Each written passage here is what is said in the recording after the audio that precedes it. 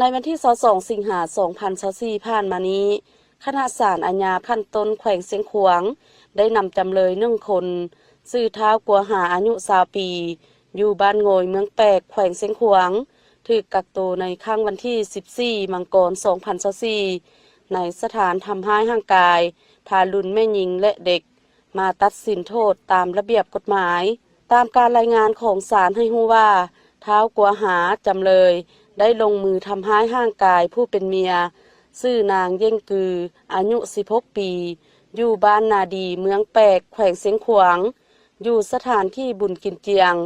เผ่ามงบ้านยวนเมืองแปกแขวงเสียงขวางจนเป็นที่โด่งดังในสื่อออนไลน์ตามการซักถามทั้งโจทก์และจำเลยได้ให้รู้ว่าทั้งสองได้แต่งงานกินอยู่นำกันแต่ปี2022เป็นต้นมาโดยระยะผ่านมาได้มีการพิดเถียงและถูกท้าวกัวหาจำเลยทำให้ร่างกายมาตลอด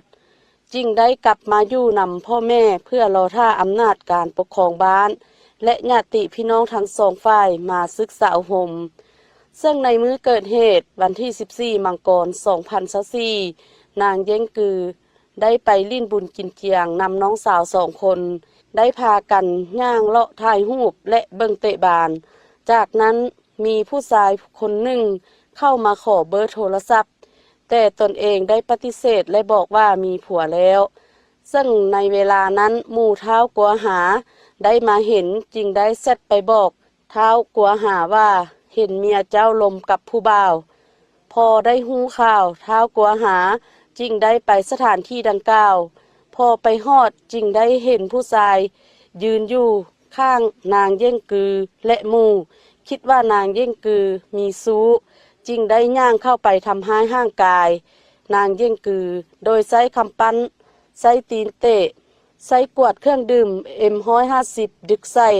ช้คันห่มฟาดตามร่างกายจำนวนหลายบาทและได้ใช้เสื้อกันหนาวฟาดตามทางในบุญกินเจียงจนเฮ็ดให้นางเย่งกือได้รับบาดเจ็บสาหัสดังนั้นเจ้าหน้าที่จึงได้กักตัวมาดำเนินคดีซึ่งการกระทำดังกล่าวนี้เป็นการกระทำผิดทางอาญาในข้อหาทำร้ายร่างกายตามที่บ่งบอกไว้ในมาตรา194 วรรค 1และการกระทำผิดต่อเด็กตามมาตรา65 ข้อ 6 ของประมวลกฎหมายอาญาด้วยเหตุนี้คณะศาลอาญาของศาลประชาชนแขวงเสียงขวางจึงได้ตัดสินคดีเรื่องนี้ต่อหน้าประชาชนเป็นขั้นต้นโดยซ่องหน้าโจทก์ทางแพ่งและจำเลยบอกว่าท้าวกัวหาจำเลยมีความผิดทางอาญาในข้อหาทำร้ายร่างกายทารุณแม่หญิงและเด็ก